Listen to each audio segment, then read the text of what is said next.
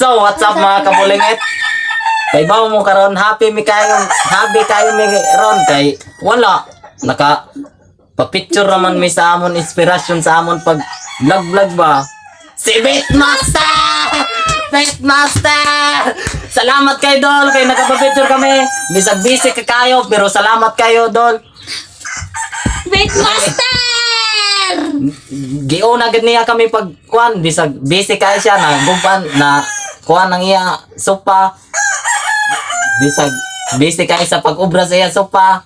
May nagpa-picture kami. Nagpa-picture gid kami. Salamat guys. Salamat Beatmaster. Kung kay baw ra ka Dol, ikaw ang amon inspirasyon Dol sa amon pag-vlog. Ikaw ang amon pinaka-idol Dol. Yes, Beatmaster! Salamat!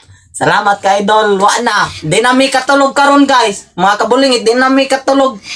Tungod kay nagpapapicture kay Beatmaster! Nakapapicture raman mi oy. Nakapapicture raman mi sa amon idol oy. Di naman mi katulog ani. So guys, ari lang tawa ang video guys. Naka-video gid kami. Salamat bisag gamay lini pero hinaot malingaw kunta kamo. Guys, nakasunod kami kang Beatmaster! Kadali ra sa panahon Dol oy. Sige raman kog lantaw nimo og react sa imong mga content ba?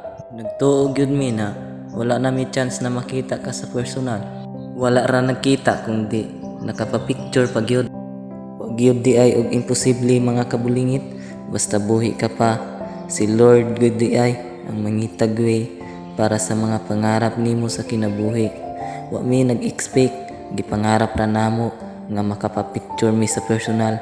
Pero everything is happened in the right time.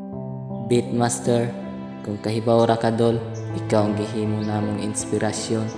Maong gahimo mi og page ug YouTube channel. Sayang kayo Dol, wa ko nakapa-autograph nimo. Pero okay ra, kahibaw man ko, dili ni ang last time natong kita. Maora to Dol, unta, dili na ka magbago. Ug amping ra gyud permi Dol. God bless you. Ug dinhing dapita mga kabulingit, gitagad pag yun mi niya. Pamati mo ha.